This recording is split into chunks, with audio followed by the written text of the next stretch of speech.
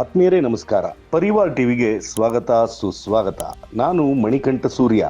ತಿರುಪತಿ ತಿರುಮಲಾದಲ್ಲಿ ಭಾರೀ ಬದಲಾವಣೆ. ಹೊಸದಾಗಿ ಟಿಟಿಡಿಗೆ ಅಧ್ಯಕ್ಷರಾದ BR ನಾಯ್ಡು ಅವರೊಂದಿಗೆ ಚರ್ಚಿಸಿ ಮಹತ್ವದ ಸಭೆ ನಡೆಸಿದ್ದಾರೆ. ತಿರುಪತಿ ತಿಮ್ಮಪ್ಪನ ದೇವಸ್ಥಾನದಲ್ಲಿ ಕೆಲಸ ಮಾಡುತ್ತಿದ್ದ ಅಹಿಂದುಗಳಿಗೆ ಬಿಡುಗಡೆ ನೀಡಿದ್ದಾರೆ. ಹಿಂದುವಿನಿಂದ ಕ್ರಿಶ್ಚಿಯನ್ನರಾಗಿ ಮತಾಂತರ ಹೊಂದಿದವರು ಸನಾತನ ಧರ್ಮ ಹಿಂದೂ ದೇವಸ್ಥಾನದಲ್ಲಿ ಕೆಲಸ ಮಾಡುವ ಅಗತ್ಯವಿಲ್ಲ. ತಿಮ್ಮಪ್ಪನ ಬಗ್ಗೆ ಗೌರವ ಭಕ್ತಿ ಇರುವವರು ಮಾತ್ರ ದೇವಸ್ಥಾನದಲ್ಲಿ ಕೆಲಸ ಮಾಡಬೇಕು ಅಂತ ಅವರು ನಿರ್ಧಾರ ಮಾಡಿದ್ದಾರೆ.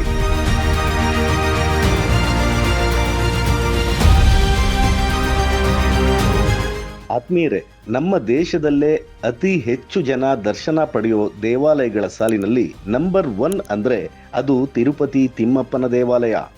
ಹಾಗೆ ಅತಿ ಶ್ರೀಮಂತ ಹಿಂದೂ ದೇವಸ್ಥಾನ ತಿರುಪತಿ ತಿಮ್ಮಪ್ಪನ ದೇವಸ್ಥಾನ. ಇದು ಗಿನ್ನಿಸ್ ದಾಖಲೆ ಕೂಡ ಮಾಡಿದೆ. ಇನ್ನೊಂದು ವಿಚಾರ, ದೇವರ ಹಾಗೂ ಗುರುಗಳ ಕತೆ ಪುರಾಣ ಹೇಳೋದ್ರಿಂದ, ಕೇಳೋದ್ರಿಂದ, ಮನನ ಮಾಡೋದ್ರಿಂದ ಪುಣ್ಯ ಬರುತ್ತೆ ಅಂತ ತಿಳಿದವರು ಹೇಳಿದ್ದಾರೆ.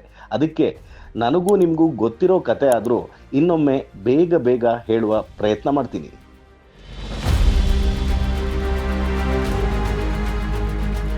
ಭೂಲೋಕದಲ್ಲಿ ಋಷಿಮುನಿಗಳು ಹೋಮ ಹವನ ಮಾಡ್ತಾ ಇರ್ತಾರಂತೆ. ಹವಿಸ್ಸು ಯಾರಿಗೆ ಕೊಡಬೇಕು?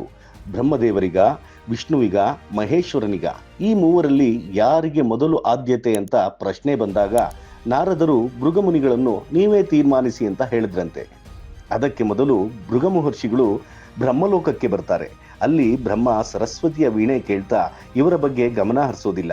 ಕೋಪಗೊಂಡ ಭೃಗಮಹರ್ಷಿ ನಿನಗೆ ಭೂಲೋಕದಲ್ಲಿ ಪೂಜೆ ಇಲ್ಲದಂತೆ ಆಗಲಿ ಅಂತ ಶಾಪ ಕೊಟ್ಟು ಅಲ್ಲಿಂದ ಸೀದಾ ಕೈಲಾಸಕ್ಕೆ ಹೋಗ್ತಾರಂತೆ.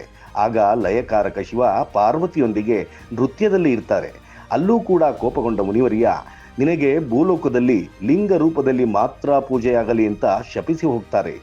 ಅಲ್ಲಿಂದ ವೈಕುಂಠಕ್ಕೆ ಮಹಾವಿಷ್ಣುವಿನ ಬಳಿ ಹೋಗ್ತಾರಂತೆ. ಅಲ್ಲಿ ಲಕ್ಷ್ಮಿ ಪಾದಸೇವೆ ಮಾಡ್ತಾ ಕೂತಿರ್ತಾಳೆ. ಇವರು ಬಂದ ಸಮಯದಲ್ಲಿ ಇವರಿಗೆ ಗೌರವಿಸಲಿಲ್ಲ ಅನ್ನೋ ಕಾರಣಕ್ಕೆ ಭೃಗ ಮಹರ್ಷಿ ವಿಷ್ಣುವಿನ ಎದೆಯ ಮೇಲೆ ಒದೆಯುತ್ತಾರೆ. ಆಗ ಎಚ್ಚರಗೊಂಡ ವಿಷ್ಣು ಮಹರ್ಷಿಯ ಕಾಲಿಗೆ ನಮಸ್ಕರಿಸಿ, ನನ್ನ ವಜ್ರದಂಥ ಎದೆಯನ್ನು ಒದ್ದ ನಿಮ್ಮ ಪಾದಗಳಿಗೆ ನೋವಾಗಿರಬೇಕೆಂದು ಪಾದಸೇವೆ ಮಾಡ್ತಾ ಅವರ ಕಾಲಿನಲ್ಲಿದ್ದ ಅಹಂಕಾರದ ಕಣ್ಣನ್ನು ಕಿತ್ತು ಬಿಸಾಕ್ತಾರೆ. ಅಷ್ಟರಲ್ಲಿ ಮಹಾಲಕ್ಷ್ಮಿ ನನ್ನ ವಾಸಸ್ಥಾನವಾದ ನಿಮ್ಮ ಎದೆಯನ್ನು ಒದ್ದವನ ಪಾದಸೇವೆ ಮಾಡುತ್ತಿರುವ ನಿಮ್ಮ ಬಳಿ ನಾನು ಇರೋದಿಲ್ಲ ಅಂತ ಕೋಪಗೊಂಡು ಭೂಲೋಕಕ್ಕೆ ಹೊರಡುತ್ತಾಳೆ. ಅದು ಈಗಿನ ಕೊಲ್ಲಾಪುರ ಅಂತಾರೆ.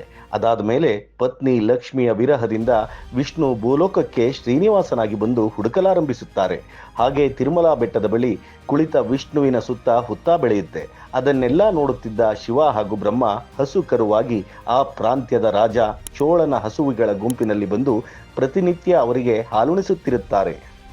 ರಾಜನ ಆಸ್ಥಾನದ ಹಸುವಿನ ಈ ವರ್ತನೆಯಿಂದ ಹಸುವನ್ನು ದಂಡಿಸಲು ಬಂದವರು ಶ್ರೀನಿವಾಸನ ತಲೆಗೆ ಏಟು ಬೀಳುವಂತಾಗಿ ಅಲ್ಲಿಂದ ಮುಂದೆ ಹೊರಟ ಶ್ರೀನಿವಾಸನಿಗೆ ರಾಜಕುಮಾರಿಯಾಗಿ ಮಹಾಲಕ್ಷ್ಮಿ ಮತ್ತೆ ಸಿಗುತ್ತಾಳೆ. ಕುಬೇರನ ಸಹಾಯದಿಂದ ಮಹಾರಾಣಿ ಮಹಾಲಕ್ಷ್ಮಿ ಪದ್ಮಾವತಿಯನ್ನು ಶ್ರೀನಿವಾಸ ಮದುವೆಯಾಗಿ ಶಿಲೆಯ ರೂಪದಲ್ಲಿ ನಿಂತು ಬಂದ ಭಕ್ತರಿಗೆ ಸಕಲ ಐಶ್ವರ್ಯಗಳನ್ನು ಕೊಟ್ಟು ಕಾಪಾಡುತ್ತಾನೆ ಅನ್ನೋ ನಂಬಿಕೆ ನಮ್ಮ ಪುರಾಣದಲ್ಲಿ ಉಲ್ಲೇಖವಾಗಿರೋ ಕತೆ. ಇದೆಲ್ಲ ನಿಮಗೆ ಗೊತ್ತೇ ಇದೆ.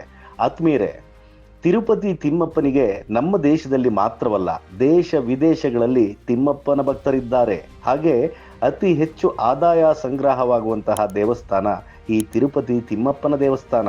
ಇದರೊಟ್ಟಿಗೆ ಭಕ್ತರಿಗೆ ತಿಮ್ಮಪ್ಪನ ದೇವಸ್ಥಾನದಲ್ಲಿ ಅವರದೇ ಆದ ಭಾವನಾತ್ಮಕವಾದ ನಂಟು ಕೂಡ ಹೊಂದಿದ್ದಾರೆ.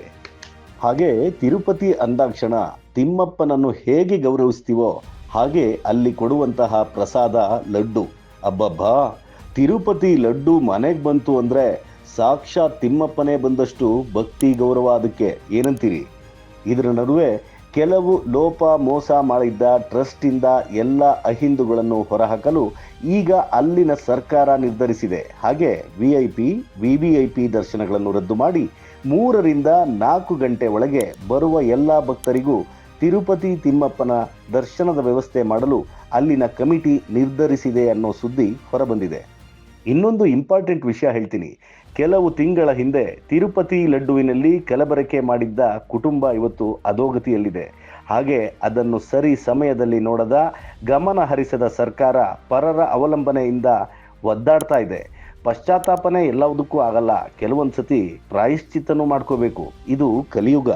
ತಿರುಪತಿ ದೇವಸ್ಥಾನದ ತಿರುಪತಿ ತಿಮ್ಮಪ್ಪನ ಬಗ್ಗೆ ಕೆಟ್ಟದಾಗಿ ಮಾತನಾಡಿದ, ದುರಾಲೋಚನೆ ಮಾಡಿದ ಅದೆಷ್ಟೋ ಜನರು ಹೇಳ ಹೆಸರಿಲ್ಲದಂತಾಗಿದ್ದಾರೆ. ಸಾಕಷ್ಟು ಉದಾಹರಣೆಗಳು ಇದೆ. ದಯಮಾಡಿ ಯಾವುದೇ ಪಂಗಡ, ಪಕ್ಷ, ಸಂಪ್ರದಾಯ, ನಂಬಿಕೆಗಳ ಬಗ್ಗೆ ಹಗೂರವಾಗಿ ಅಲ್ಲಗೆಳೆಯುವ ಪ್ರಯತ್ನ ಮಾಡಬೇಡಿ.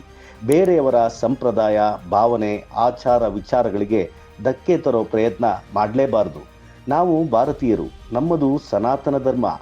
ನಮ್ಮ ಪಂಚಾಂಗ ಹೇಳಿದ ಅದೆಷ್ಟೋ ವರ್ಷಗಳ ನಂತರ ವಿಜ್ಞಾನಿಗಳು ಇವತ್ತು ನಾಳೆಯ ಬಗ್ಗೆ ಹೇಳ್ತಾರೆ. ಪಂಚಾಂಗ ಓದಿದವರು ವಿಜ್ಞಾನಿಗಳಲ್ಲ, ವೇದಾಂಗ ಉಪನಿಷತ್ತನ್ನು ತಿಳಿದ ಬ್ರಹ್ಮಜ್ಞಾನಿಗಳು.